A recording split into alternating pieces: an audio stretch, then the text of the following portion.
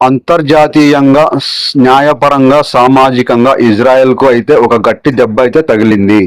విషయానికి వస్తే, పాలస్తీనా భూభాగాలపై దశాబ్దాలుగా చేస్తున్న ఇజ్రాయెల్ దురాక్రమణ చట్టవిరుద్ధమని అంతర్జాతీయ న్యాయస్థానం ఐసీజే శుక్రవారం పేర్కొంది.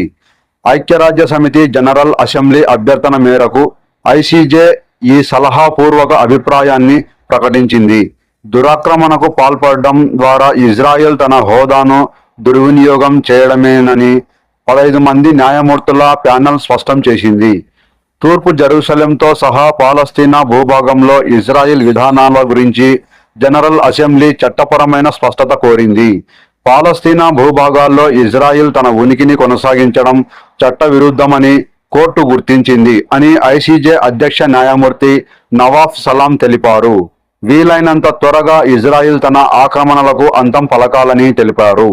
ఐసీజే అభిప్రాయాన్ని ఇజ్రాయెల్ ప్రధానమంత్రి బెంజమిన్ నెతన్యాహు ఖండించారు.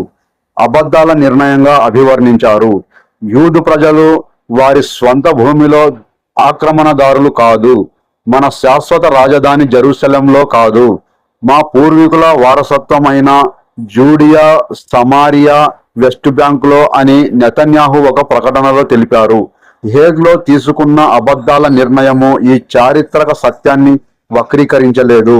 మా మాతృభూమిలో ఇజ్రాయిల్ చేస్తున్న సెటిల్మెంట్లు చట్టవిరుద్ధం కాదు అని అన్నారు.